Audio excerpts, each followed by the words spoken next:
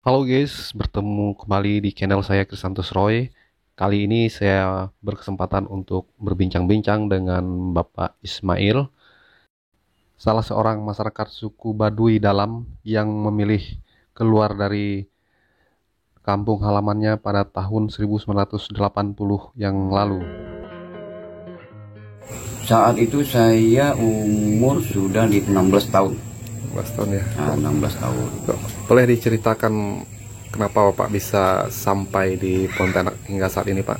Nah, awal dari cerita itu kenapa saya khususnya pribadi meninggalkan kampung atau meninggalkan tempat ras suku kami Baduy Dalam itu kenapa?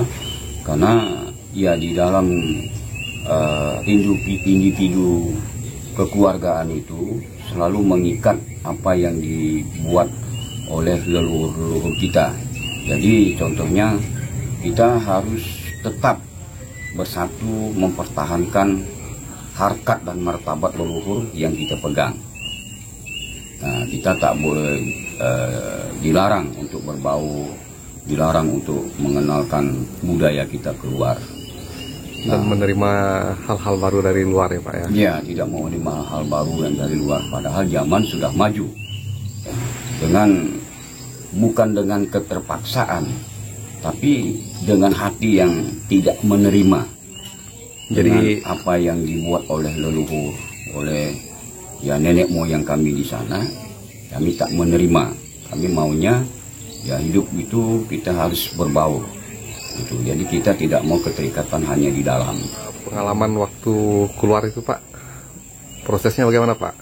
Nah, pada waktu itu kami keluar itu, nah kebetulan juga apa yang diterapkan pada leluhur kami juga bukan disalahgunakan, dibuat juga dengan kakek saya.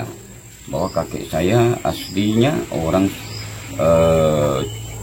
Sukabumi, Bandung, khususnya di Sukabumi dia.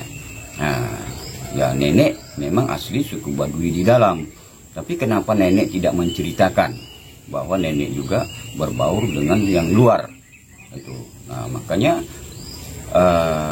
besar harapan saya kakek ingin mengenalkan gitu budaya kami di luar, sebenarnya itu. Bahkan kami budaya kami suku Baduy Dalam itu untuk mengenalkannya dengan orang yang di luar, itu bahwa suku Baduy ini punya tradisi atau punya peraturan-peraturan yang selalu mengikat gitu. Nah, kebetulan juga kakek waktu itu seorang veteran, tentara veteran. 15 Juli tahun 1980 kami berangkat ke Pontianak. Siapa-siapa tuh Pak? Ya? Siapa-siapa itu yang waktu itu kami berangkat ke Pontianak, kakek, mama saya, sama saya kami berangkat. Nah, kami berangkat ke Pontianak. Dari Jakarta, waktu itu dari Banten kami ke Jakarta, sampai di Warakas kami naik kapal Kota Silat. Pertama itu kapal barang, tak ada kapal penumpang, kapal barang Kota Silat itu kami menuju ke Pontianak. jadi meninggalkan keluarga yang ada di... Ya, kami meninggalkan keluarga yang ada di Banten, khususnya di suku Baduy kami di dalam. Ya, dengan harapan kita mencari hal yang baru dalam kehidupan kami yang biasanya hanya ya sekedar terikat dengan tradisi, dengan khas dan budaya itu tadi. Nah, jadi kami ingin tahu bahwa budaya luar itu juga kita perlu lebih untuk anak cucu kami.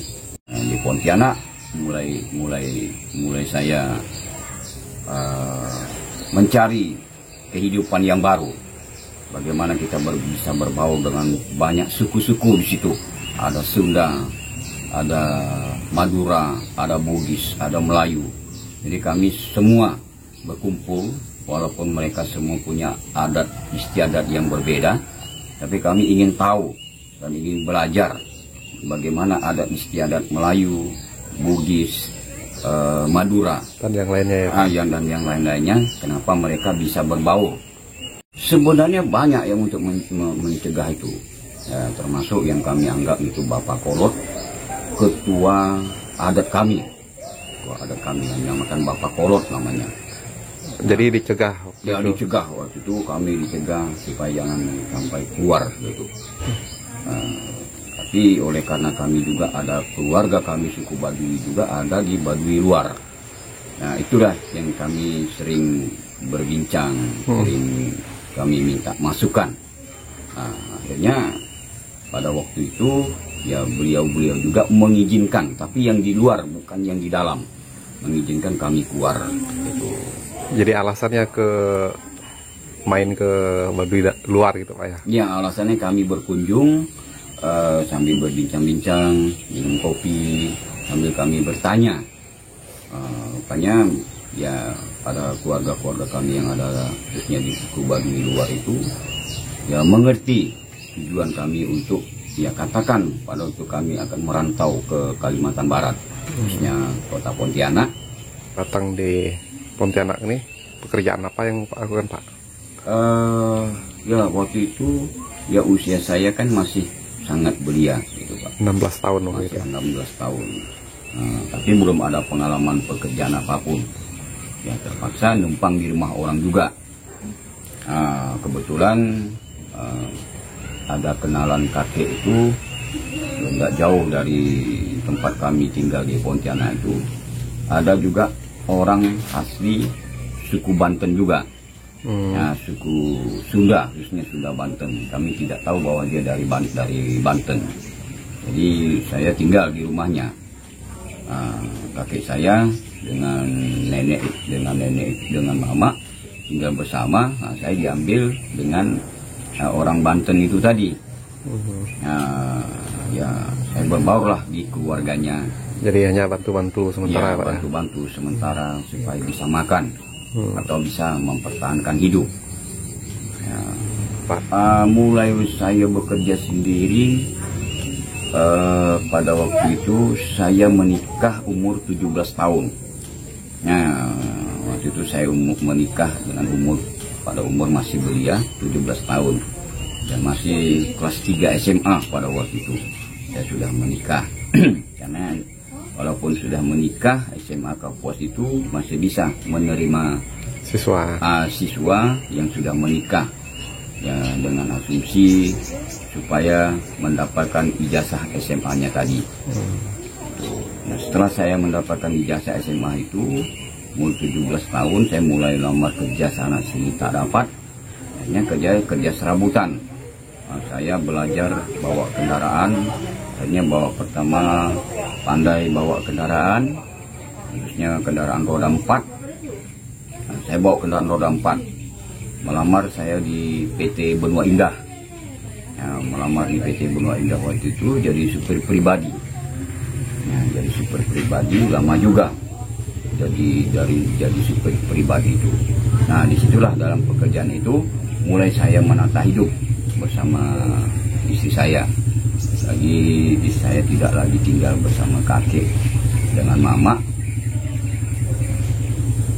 Jadi saya setelah keluar dari keluarga yang tempat saya naungan itu, saya berdiri sendiri.